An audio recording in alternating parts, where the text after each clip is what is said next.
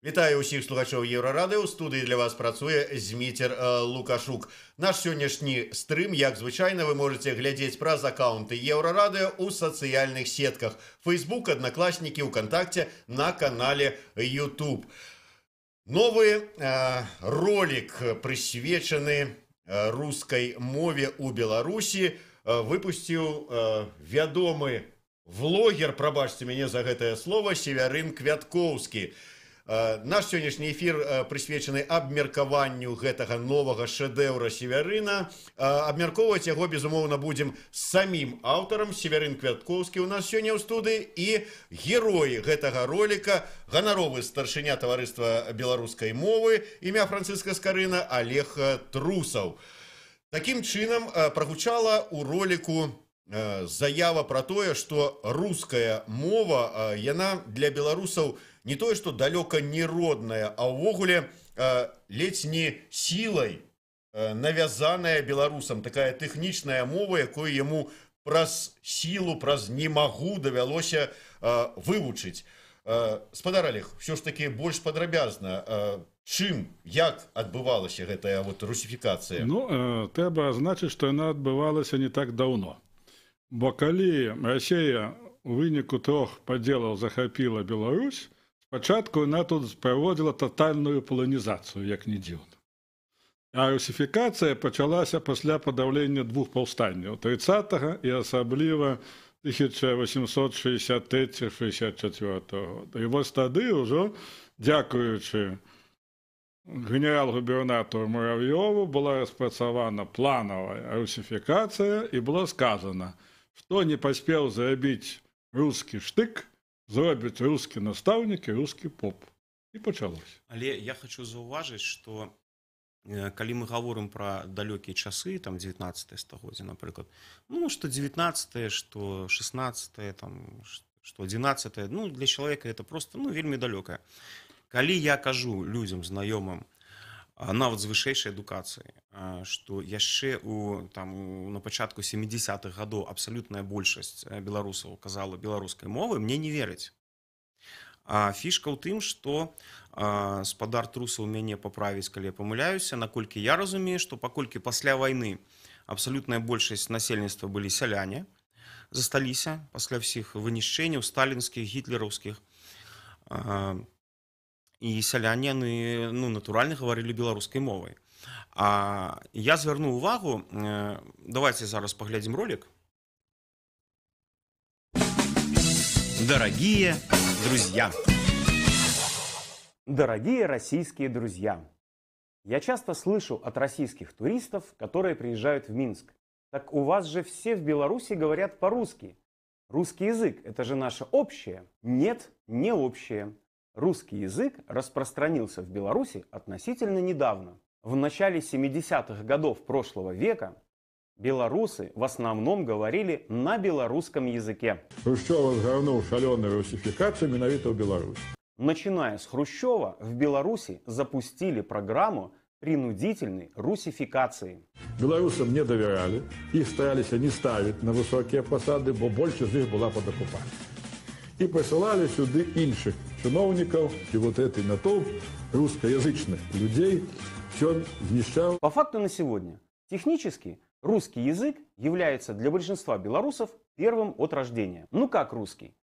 Белорусская версия русского языка. Однако в переписях населения большинство белорусов называют белорусский язык родным языком, потому что он родной не на техническом, а на эмоциональном уровне. Может ли белорусский язык вернуть свои позиции и стать главенствующим в Беларуси? Ответы пишите в комментах под этим видео.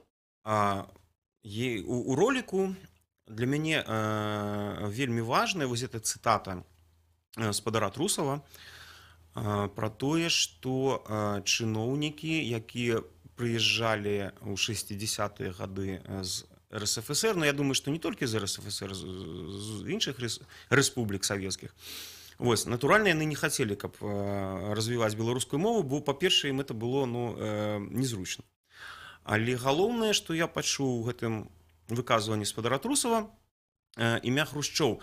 І вось у мяне пытанне, спадар Трусаў, ці была цэнтралізаваная гэтая апошняя атака на беларускую мову ў 60-е гады?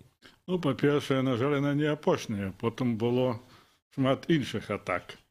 Апошняя атака была на рэферэндуме 95-го года і вельмі моцная. Але вернемся к Хрушчову. Менавіта ў 1959 годзе, не без загаду з Масквы, Республіка БССР прийняла новий закон об адукації, на основі якого можна було білоруську мову навогул не вивчати приїжджим. Дітям військовців, от этих чиновників і гэтак далей. Больш того, якраз у 59 году тотально закрили все белорусскомовные школы в городах.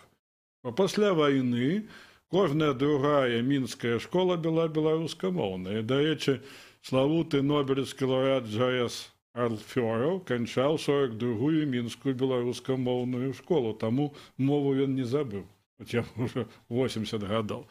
Вот. Так что процесс пачаўся 59-м, ну і шоў ён весь час амаль да перабудовы. Наколькі я разумею, што справа не тым, што дазволілі там вучыць, не вучыць, закрывалі, не закрывалі, а что ты со своей белорусской мовой родной, природной, ты приезжаешь там с вёски ў Менск, уладковываешься на аўтазавод, напрыклад, ці на трактарны завод, і все, і ты мусіш ее забыць, бо там справаводства і працоўная мова толькі расійская. Больш таго, найбольш русифікацыі падвяргаліся мужчыны. Яго прызывалі ата хлопца ў савецкае войска, і там выбівалі летні сілы ўсё беларускае. Над ім здзекаваліся, высмеивали акцент, а тады в войску служили 4, по 5, по 7 годов у флоте, и приезжал уже зусім не беларус того войска. Чакайце, ну вот, калі казаць пра войска, прыязджалі ж у гэтае войска служыць, выбачайце, из іншых савецкіх рэспублік, такія як Азербайджан, Узбекистан, Таджикистан. І наколькі я ведаю, усе тыя людзі, они неяк групаваліся, захоўвалі сваёй групоўцы там падраздзяленні сваю мову і вярталіся з мовай, ведаючы рускую таксама. А чым беларусы былі больш такія здзекам, чаму яны больш... Таму што існавала звычка, заснаваная ў 19 стагоддзі. Расійская імперыя да рэвалюцыі лютаўскай 17 года усіх насельнікаў дзяліла на дзве катэгорыі.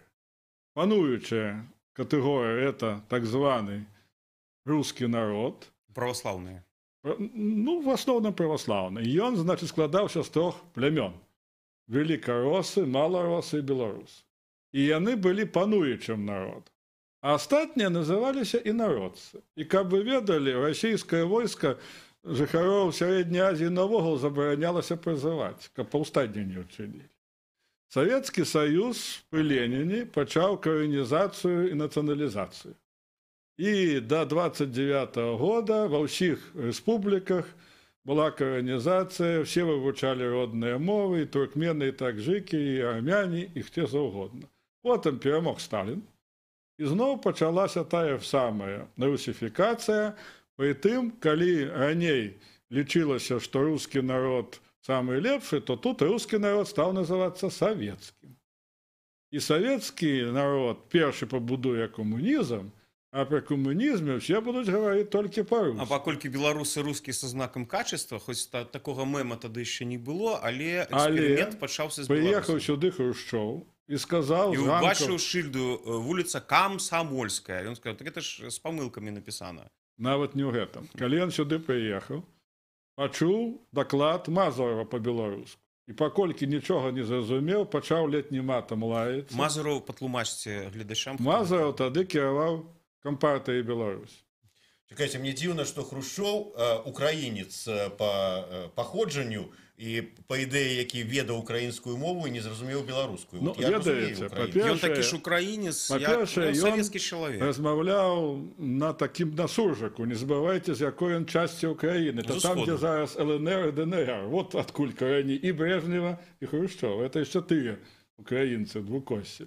Вось, па-другое, адно справа побытавая мова, а другое тэрміны, тэрміналогія і гэтак далей. І калі ён пачуў гэты даклад, ён абурыўся І, дарэчы, Мазурова потым неўзабаве знялі, а яго пераемнік Машэра просто баяўся публічна выступаць па-беларуску, хаця мовай валодаў цудоўна. Спадар Турцаў, можна пытанне? Мае знаёмыя украінскія журналісты распавядалі пра тое, што на ўсходзе ўкраіны, там, дзе цяпер гэты ЛНР, ДНР, у савецкія часы, калі чалавек мог загаварыць па-украінску тралейбусе, яго маглі проста выкінуць з этого тралейбуса. І справа тут не в ідэях, і справа тут не ў культуры. Штосьці падобнае было ў Беларусі, але ў менш жорсткай форме. Калі хлопец з вёскі прыязджаў у Вілейку і гаварыў па-беларуску, яго, напрыклад, мясцовыя, які ўжо гаварылі на трасянцы, да, яны яго білі за тое, што ён ніжэйшай сацыяльнай праслойкі. Калгаснік. Калі той жа хлопец з Вілейкі прыязджаў маладзечна, яго білі за тое ж самае, за тое, што ён калгаснік. Калі хлопец з маладзечна прыязджаў у Менск, яго білі за тое ж самае.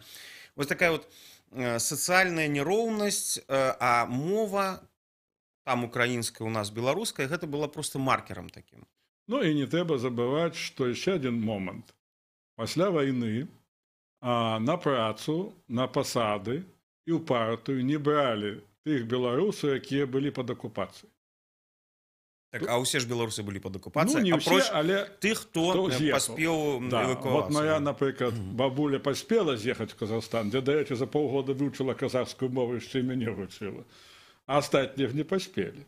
І таму, калі ты, напрыклад, падаваў заяву КПСС, правяралі ўсіх дзядоў, былі пад акупацыяй, не браць.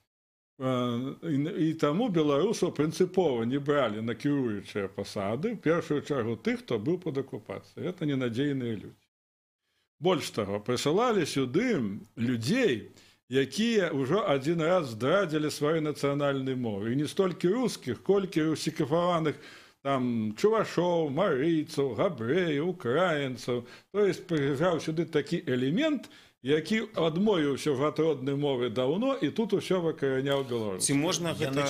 Янычары. Янычары, але ці можна, гэта так сістэмна неяк? Можна. Я родам з горада Мсціслава. Старажытны беларускі горад, адкуль пайшла літаратурная беларуская мова, это радзіма братоў Гарэцкіх, напрыклад. І там існаваў беларускі педтэхнікум да вайны. Будынак, дарэчы, гэтага тэхніка збудаваў мой прадзед. Прабачце, можна я ўдакладню для тых, хто не ведае геаграфію Беларусі, што гэта на самым скрайнім усходзе Беларусі. 8 кіламетраў да мяжы з Расіяй. Да, для дарагіх расійскіх друзей. Так вось, якраз, калі мне трэба было ў 61 годзе ісці ў школу, якраз пачалася вось гэта русіфікацыя, я добра памятаю, як хадзілі па бацьках чыноўнікі з просьбай, каб яны подписали заяву, каб этой тэхнікум беларускую школу перавесці на рускую мову. А я жыў без бацькоў з бабулей. Моя бабуля была я настаўніца, не ведаю, па якіх прычынах не падпісывала. І асталася апошняй.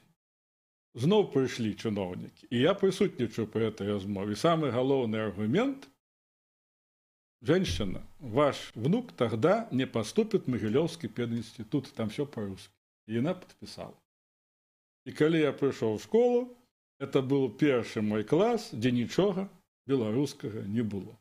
Больше того, когда я стал далее учиться, как раз дзейнічаў закон 59 года, и в старейшем классе белорусскую мову вывучало только 7 человек. Остальные гуляли в футбол. Из этих 7 человек по национальности не было ніводнага беларуса. Это были русские евреи. Я так само в пашпорте был записан. Спадар Анатоль, я адносна недавно на байдарках по ваших краях хадзіў з сябрамі, і мы заходзілі на тэрыторыю Расіі, і так вось на тэрыторыі Расіі мясцовыя жыхары гавораць не проста беларускай мовай, яны гавораць фантастычнай беларускай мовай. То есть это вот просто беру падручнік, вставляю, там нават... То есть я размаўляў з мясцовымі бабулькамі, хаця там і не толькі бабулькі гавораць па-беларуску, літаратурнай беларускай мовай, як зараз з вами. І яно мне пытаецца: а ты адкуль? Я кажу, з Менску. І не, ты мясцовы, ты з якой вёскі, адкуль ты родам? Я кажу, да не, я ў Менску нарадзіўся. То есть она нават не поверила. Парадокс. Парадокса ніякага няма, таму што іх усіх, калі подзялілі Беларусь, аўтаматам у пашпарце запісалі нацыянальнасць рускі. Напрыклад, мой дзед і бабуля ў пашпартах запісаны беларусамі, а паколькі моя маці нарадзілася ў Челябінску, на пашпарце запісана руская, адпаведна я рускі. І так рабілася з беларусамі па ўсіх тэрыторыях за межамі БССР. Калі чалавек нараджаўся на тэрыторыі России, аўтаматам яму пісалі нацыянальнасць. Скажите, вось трусаў, быкаў, орлоў, чаму на Оу толькі на ўсходзе прозвішчы? Это неяк звязана? Не, ёсць у цэнтры, вы ведаеце, адзін з маіх аднафамільцаў таксама дэпутат Іван Трусаў з Барысава. У цэнтры Беларусі трусавых вельмі шмат.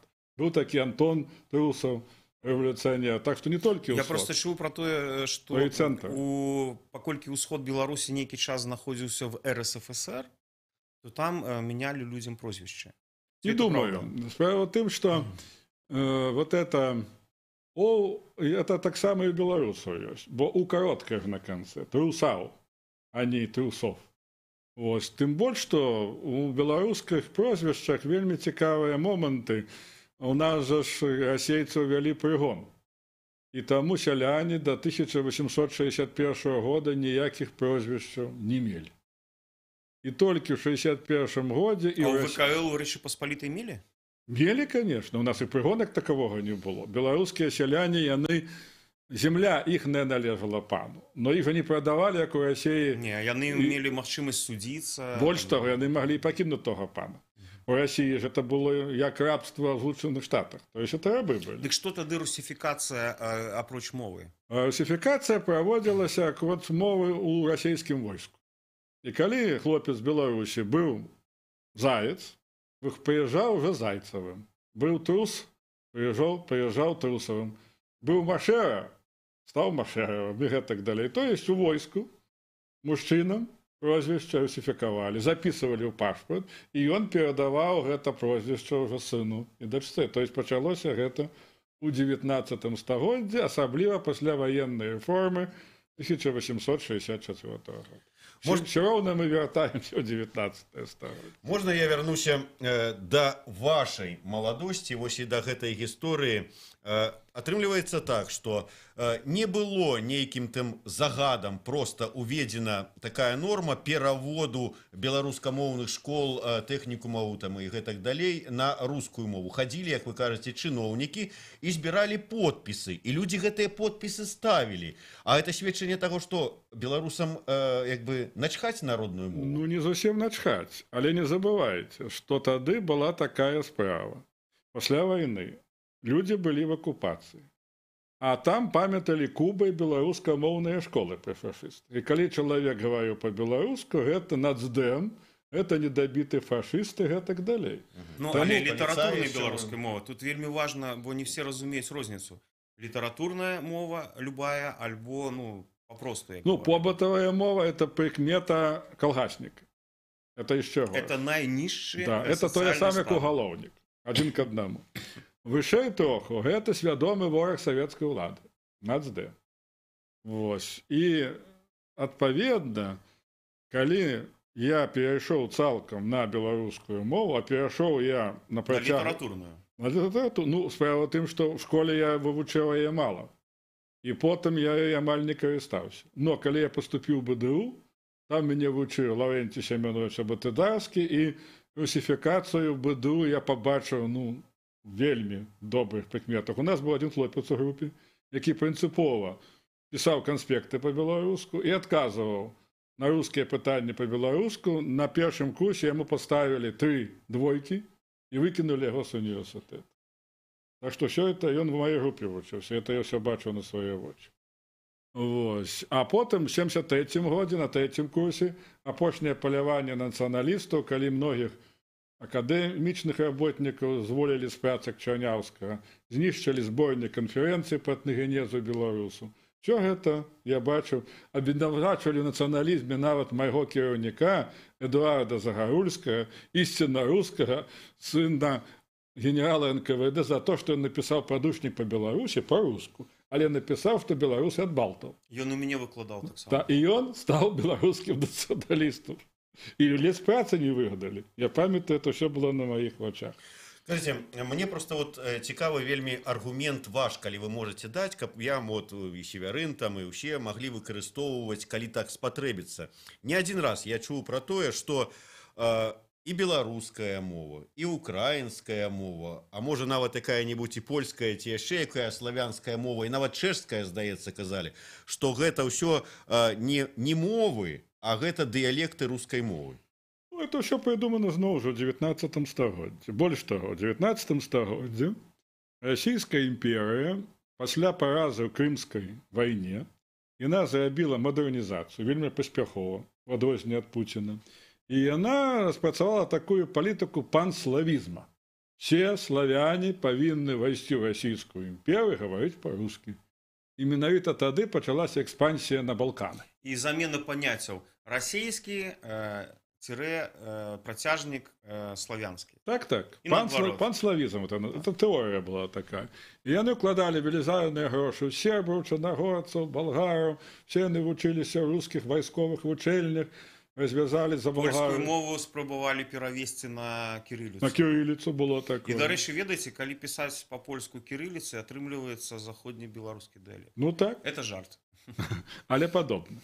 Такім чынам, все это пачалося і працягваецца па сённяшні дзень все карэнні ў Расійскай імперыі. Вот зараз мы Лявондам Баршчэўскім і Хадыкам уже напісалі падручнік па гісторыі Расіі упершыню па-беларуску, з беларускага бачання, там мы это все опісваем. Адкуль што Это пачалося. сенсация, насамрэч. Это вот только что вы пачулі абсолютно свежую навіну упершыню на Еўрарадыё. Я прапаную пайсці далей і ў прынцыпе даказаць, што руская мова гэта не вельмі ўдалы дыялект беларускай А мовы. гэта даказаў Даль.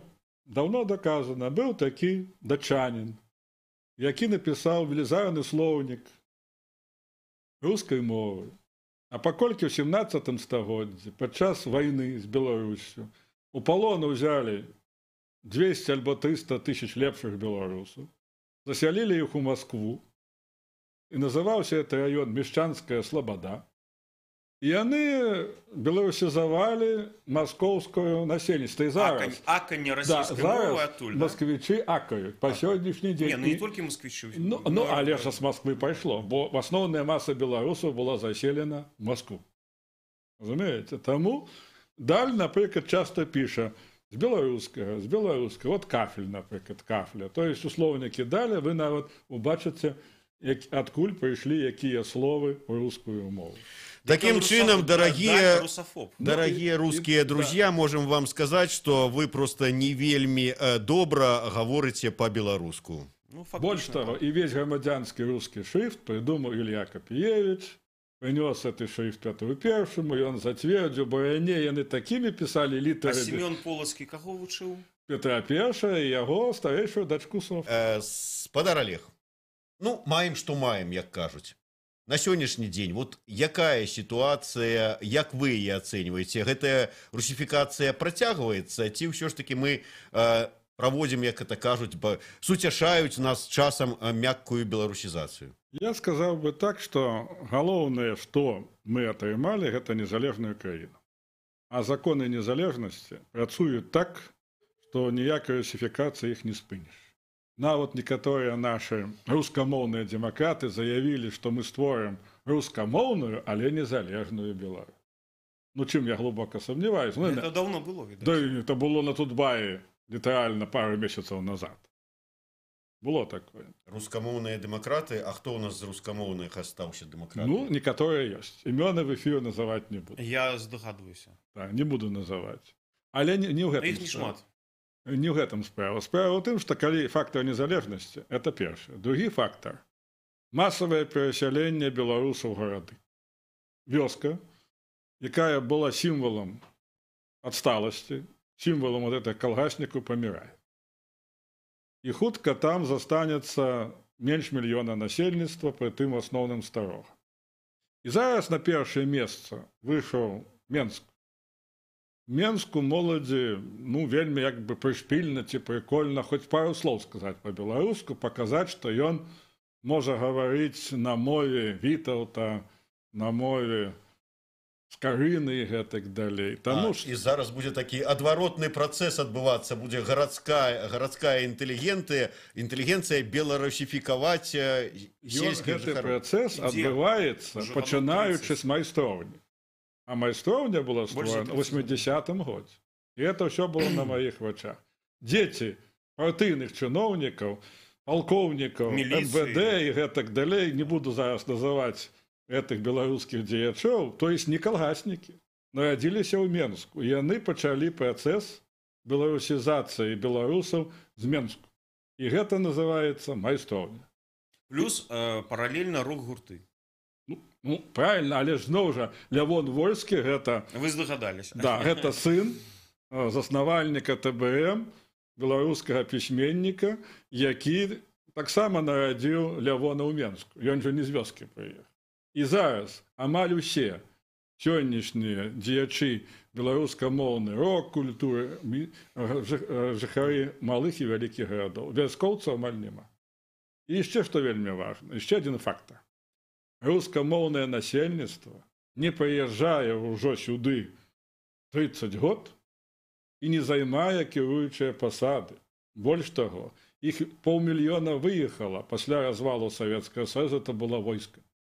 Расійскае войска амаль усё, асабліва тыя, якія родам не тутэйшыя, все паехалі да хаты. Больш таго, яшчэ адзін плюс. У нас няма ніводнай вёскі, ніводнага горада, дзе ёсць руская диаспора. Ну, я в оборону хочу сказать, что были люди, шмат их, які приезжали в Беларусь, и сами альбо их дзеці рабіліся, ну, нават дзеячамі там БНФ, напрыклад. А тут нічога дзіўнага няма, бо тут ніколі не было комплексаў, у іх не было комплексаў непаўнавартаснасці. Нават не ў комплексах. Тут я вам скажу, які момант. Як ішла татальная беларусізацыя гэтых рускамоўных людзей. Прыязджалі мужчыны. Замуж бралі жанчын беларусаў. Ясно. А матчына мова чыя маці. Вот так у мяне бацька з Расіі, маці беларус. І такіх выпадкаў море. Скажите, мы вот зараз так оптимистично кажем про все ж таки процесс зваротной беларусизации. Тым не менш, вельмі важное пытанне адукацыі. Мы не раз у нашым эфіры узгадывали тое, что за час кіравання Лукашэнкі колькасць беларускамоўных школ скарацілася роўна ўдвая. Вот адсутнасць шырокай беларускамоўнай адукацыі, як уплывае на працэс? З аднаго боку ўплывае адмоўна. Чаму скарацілася? Проста да Лукашэнкі все беларускамоўныя школы былі дзе ў вёсцы, а вёска вымірае, там няма дзяцей. То есть Лукашэнка не закрыў сваім указам ніводнай беларускамоўнай школы, яны закрываліся таму, што няма каго вучыць. Іншая справа, што Лукашэнка не спрыяў адкрыццю беларускамоўнай школы ў гарадах. Больш таго, тыя першыя класы, якія масава пайшлі беларускамоўныя класы, перыяд адраджэння былі гвалтам пераведзены на рускую мову пасля рэферэндума 95-го года. На працягу года ім памянялі падручнікі і памянялі настаўнік. І ніхто іх не пытаўся. Былі б цэлыя праблемы. Нават былі акцыі пікеты, в якіх я ўдзельнічаў, это 96-7 год, калі гвалтоўна русіфікавалі тых дзяцей, якія адвучыліся некалькі гадоў па-беларуску. Гомелі, напрыклад, 80% першакласнікаў вучылася па-беларуску. Ну, мне Менску 70%. Пробачце, мне здаецца, што тут палітычнае пытанне. Літаратурная беларуская мова для некаторых гэта значыць апазіцыйнасць. Як мне некаторыя у гэтыя гады нашы апошнія казалі антысавецкасць. То есть у людзей дагэтуль яшчэ сядзіць такое Ну, гэта вот тое, што я вам казаў. Это вот часы нямецкай акупацыі. Это да, ну то, што на пачатку мы размаўлялі. Это ідзе, але антысавецкасць. апошнія гады колькасць беларускамоўных людзей настолькі павялічылася, што клеіць ім лейбл БНФ не атрымоўваецца. Па-першае, БНФ стаў элементам гісторыі. Моладзь БНФ не ведае, і кажы на яго БНФ, не зразумее, што на яго сказалі. Разумееце?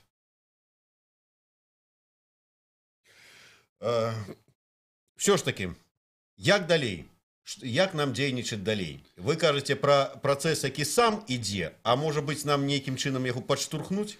Падштурхнуць вельмі проста. Нідзе і всюду 25 гадзін у сутка змай па-беларуску. Кожнаму з нас усё будзе добра. не пераходзяць на рускую мову Беларусі без лішняй патрэбы. Ну, вот прыедуць замежнікі, з імі можна па-руску гаварыць. Прыедуць сябры з Расіі, паказаць Менск па-руску. Больш нідзе не ўжываць, ні ў якіх абставінах. А як быць полумера? А як быць тым, але это не все ж таки трэба патрабаваць то, што робіць Случак, Ігор. То бок я катэгарычна супраць Случака і то, што ён робіць. Ён адбівае ад беларускай мовы. Ну, вы за эвалюцыю. Ён за рэвалюцыю, вы за эвалюцыю. Ён наносіць шкоду. Калі ён піша так званыя даносы на тых, хто піша па-расейску, яны становяцца ворагамі беларушчыны на ўсё жыццё. Вот тут мы закранаем... А может быть и хай?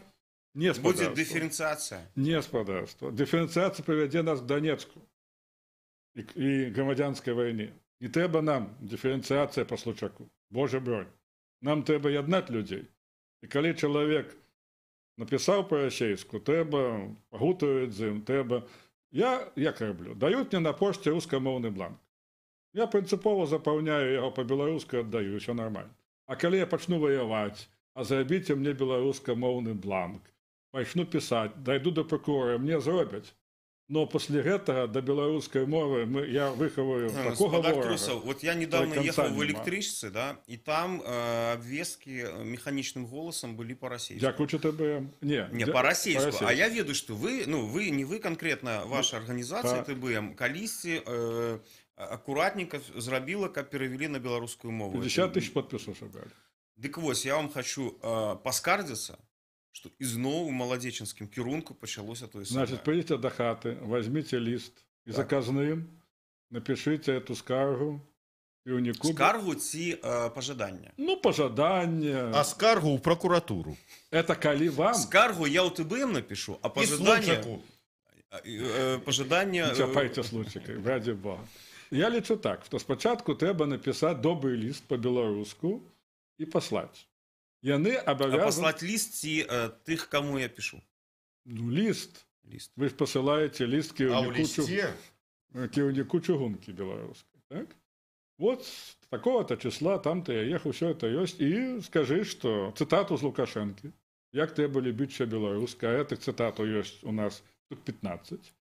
Яны адразу... И написать. Складывается выражение, что вы не поделяете думку нашего президента и не отповедаете займаемой посаде. Целую. Да. А вы ведаете, что бывает с теми, кто... Не поделяет. Не поделяет. И спасылку на 37-й год. Ну, гэта ўжо случанізм будзе. Дарэчы, мы в нашай гутарцы не закранули такую тэму, што мы пачалі з таго, што пасля вайны была такая сітуацыя, што не закрануліся тэму таго русіфікацыя, а што ў 30-е гады была знішчаная гуманітарная інтэлігенцыя. Ну, скажем так, не вся эліта гуманітарнай інтэлігенцыі. Зараз кажуць трендсеттеры. Да, вайна дабіла. Больш таго, нават пасля вайны пры жыцці Сталіна, я кажу, кожная другая школа ў Менску была беларускай. Яны паспелі знішчыць адукацыю ў універсітэтах і інстытутах. Больш таго, пасля вайны не было ж каму выкладаць, і паехалі дацэнты, прафесары ўжо не беларусы і нават не рускія, а русифікаваныя савецкія людзі – это страшная сила.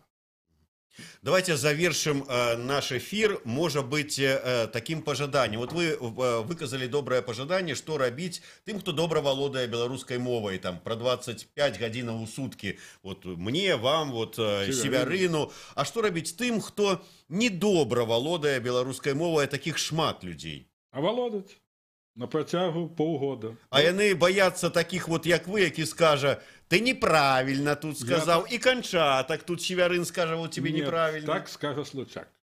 Я ніколі такое не скажу.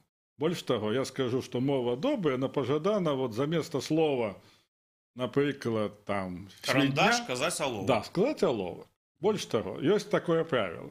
Калі ваш сумоўца сказаў нейкае слово по-расейску, вы скажите это слово ему по-беларуску, он его запомнит. И забудет то, что он сказал по-российску. Ну, есть масса правил, как это все робится. Вот такая программа мінімум по беларусізацыі зваротнай, а про то, як адбывалася русіфікацыя, нам уже рассказаў Олег Трусаў у нашым эфіры і Северын Квяткоўскі у сваім чарговым відэаблогу. Олег Трусаў, ганаровы старшыня таварыства беларускай мовы, Северын Квяткоўскі, відэаблогер, Зміцер Лукашук. Слухайце Еўрарадыё.